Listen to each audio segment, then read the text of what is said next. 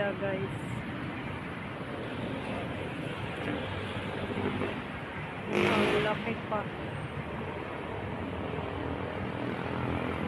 Dito to sa front ng ano guys, SM South Mall. Ayan o. Naglakad kasi ako.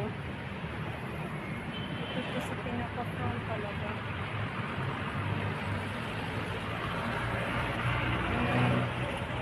Nakita namin to kaninang umaga. Nasa sasakyan. Hindi ako nakapicture.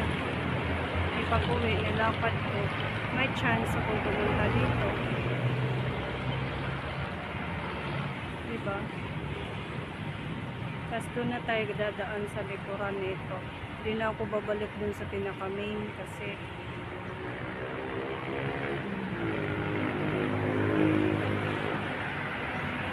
at least dito direction na sa tinirahan natin. Salamat guys. Malaking Panda. Diyan naman sa road na yan, parang underpass din yan papunta dun sa main road. Tsaka madaming sasakyan dyan guys. So para sa Panda, sa Grab. Malaki kasi talaga yung SM guys. Yan yung pinaka main road doon. Dito naman public transport terminal pala dito. Ngayon ko lang nalaman ko. Siguro mga papuntang Cavite, Latap, I don't know.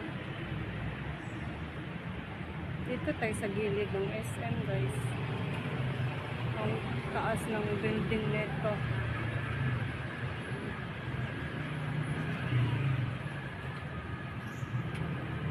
Daming mga halaman. Yan ang gusto ko, yung green.